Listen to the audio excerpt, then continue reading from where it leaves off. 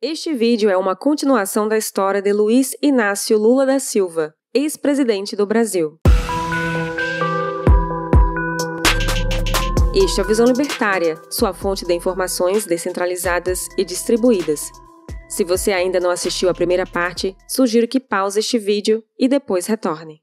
Fazendo uma breve recapitulação do que já foi falado na primeira parte, Lula veio para o estado de São Paulo bem jovem, onde trabalhou em diversas profissões, até que aos 16 anos de idade virou metalúrgico.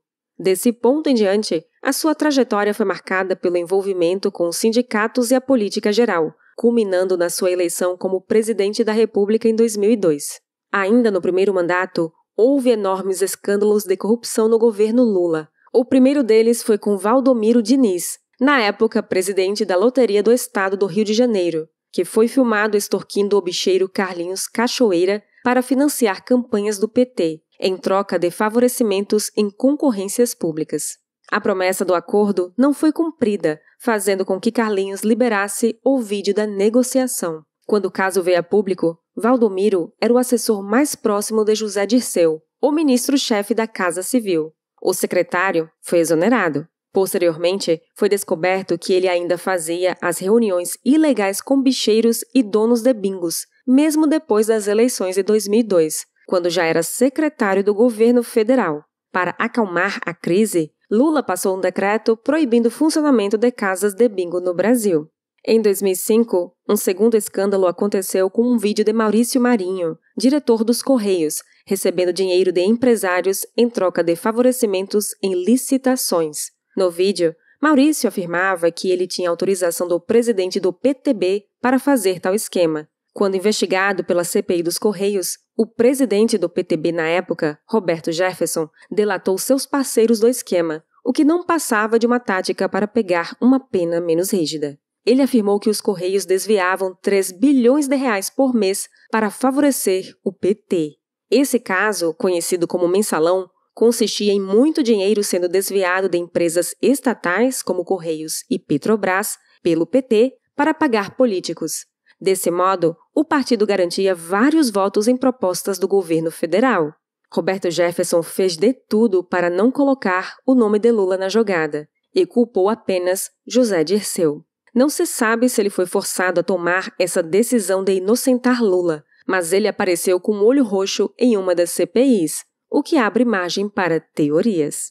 José Dirceu participou da criação do PT, sendo presidente do partido de 1995 a 2002, e provavelmente seria o escolhido para suceder Lula na presidência do Brasil, mas acabou tendo uma importância maior para o PT, pulando na frente das acusações do mensalão. Ele aceitou ser responsabilizado por todo o esquema de corrupção, teve seu mandato cassado, foi preso por corrupção ativa e depois solto pelo STF.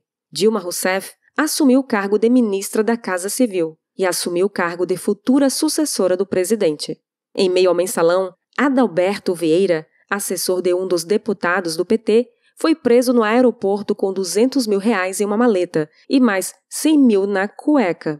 Havia previsões de que Lula venceria a reeleição ainda em primeiro turno em 2006, mas toda a corrupção que seu partido esteve envolvido tornou a disputa mais estreita.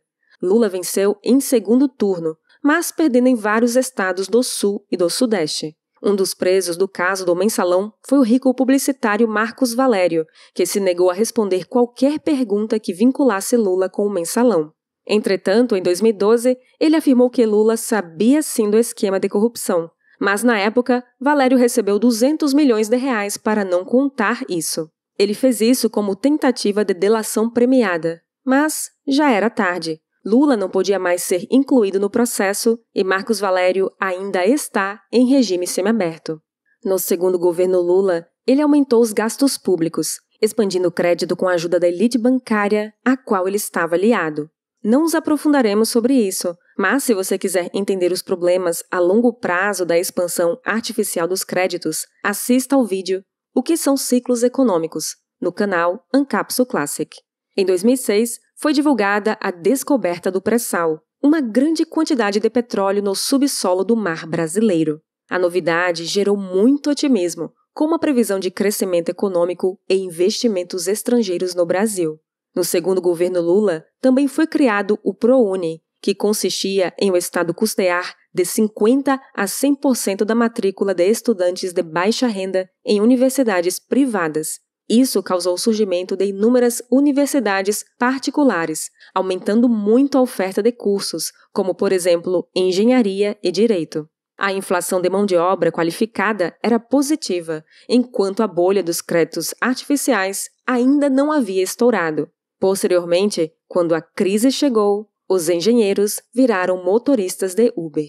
Havia e ainda há barreiras enormes para empreender na educação, pois essa é uma área altamente regulada pelo Ministério da Educação e pela Constituição. As pessoas veem que anteriormente havia poucos pobres nas universidades e hoje há mais. Por causa disso, o povo pensa que Lula foi um grande benfeitor da educação para os pobres e deve ser admirado como grande líder. Porém, antes havia menos pobres universitários por conta de tais barreiras. O que devemos experimentar é o harmônico livre mercado, sem corporativistas e burocratas, para que cursos sejam ofertados com base na relação de oferta e demanda, sem saturar o mercado e sem sugar desnecessariamente anos da vida de pobres estudantes. Em 2010, foi lançado o SISU, que buscava unificar o vestibular das universidades públicas no Enem. Para se aprofundar nisso, veja o vídeo Enem, uma poderosa arma do nacionalismo.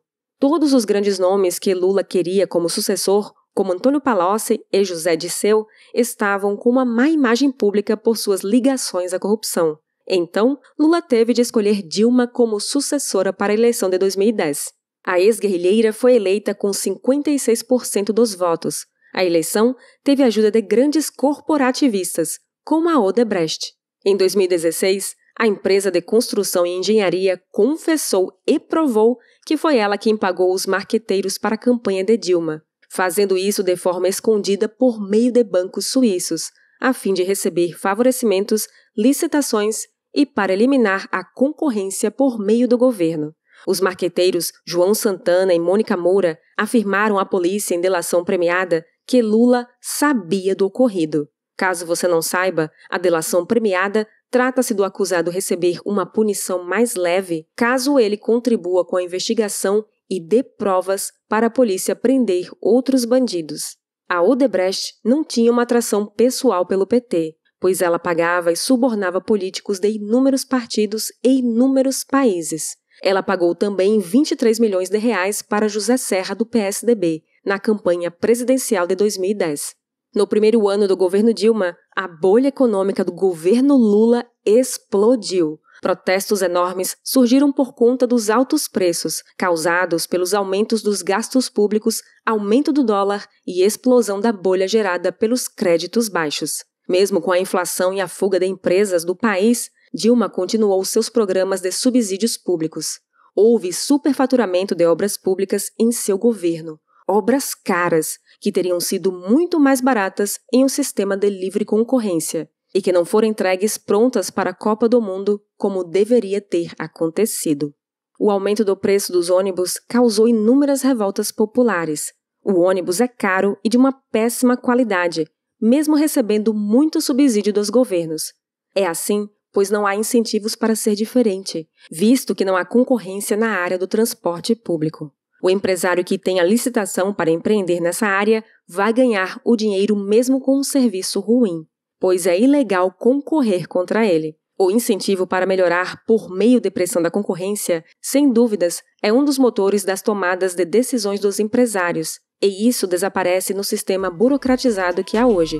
No próximo vídeo, falaremos sobre a Operação Lava Jato. Obrigada por sua audiência. Este artigo foi sugerido e escrito por Nathan Magnus, revisado por Donda e narrado por Baby Yoda. Se você deseja acompanhar nosso conteúdo, inscreva-se no canal e clique no ícone de campainha. Até a próxima!